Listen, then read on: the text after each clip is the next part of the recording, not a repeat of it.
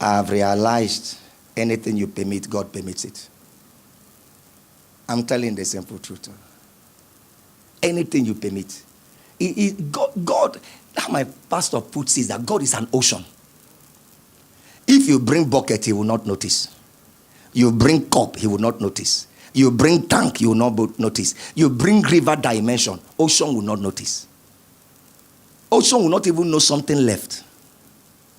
So all the limitations is in your mind. It's like yesterday, I came back to my house. We have 2 generators, the bigger generator and the smaller generator. And Pastor Anna is always keen about the smaller generator because she feels it conserves fuel.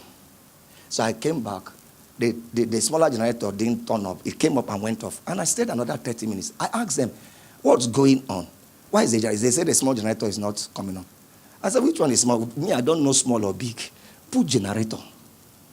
Because I can't be in the house and there is no light. And this is what I made up my mind when fuel used to be 120 naira. So whether fuel turns to 1,500, as long as I'm in the house, there should be light. So the provision, whether it's 2,000 naira or 4,000 naira or 1,000 naira, there is already an environment I've decided to be living in. An environment where there is light.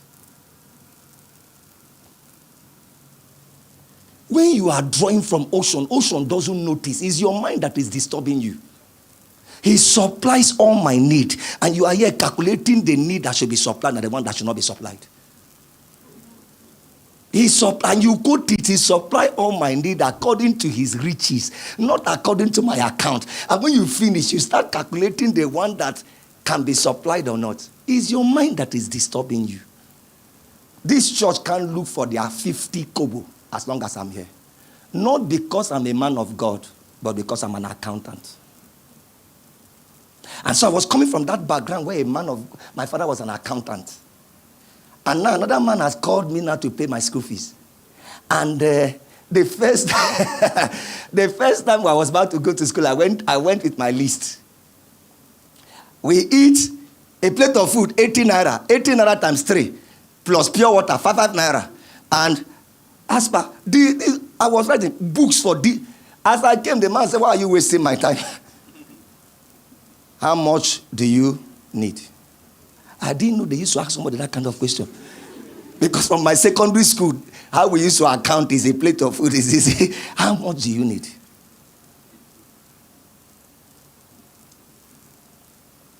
He gave me. He gave me again. I said, is that the way this thing is? So there was a time he gave me and we just came to school. We didn't even stop to 1 month strike. I used all the money and did ministry. My textbook money, everything. Strike finished. I came back. He said, how much do you need? It was my father. He would say, I thought you just came back from strike. Have you seen? The first time I was trying to relate with him, there was a mentality I was coming from, with mentality of my background. But I didn't know this man is the weirdest man in my whole family. Father and mother side, everybody put together. He will tell me, see, if a rich man ever gives you access, don't waste his time. What they hate is wasting of time. If they just tell them straight to the point, don't be tell them what you want. He's the one that taught me financial intelligence, gave me all the books, unlocked me to how to become wealthy. I think that's why even God brought me closer to him.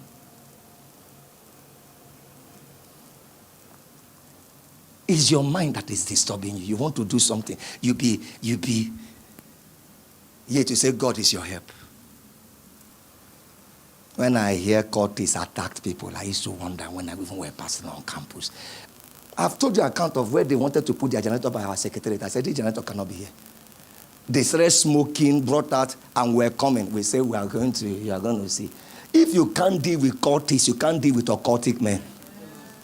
Some of you are too afraid of people that don't even have charm. What will you do when you now meet people with charm? If you can't run with men on foot, how can you run with horsemen? These are the things that make me always want to win in every season. Because tougher times are ahead. You don't prevail this year, next year is going to be tougher. If anybody tells you next year is going to be better, he's lying to you. As you grow, it becomes more challenging. Because of the responsibilities, because of the demands of life, it gets more challenging. So Jesus says, sufficient is the day, the trouble thereof. If you know how to handle your present troubles, you won't be afraid of tomorrow, because every other trouble, you will handle it. But when you are not able to handle the troubles of today, and the troubles of tomorrow is going to be more challenging, don't you know?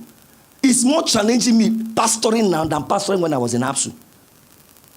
If you want to swim in the deeper rivers, it goes with higher challenges.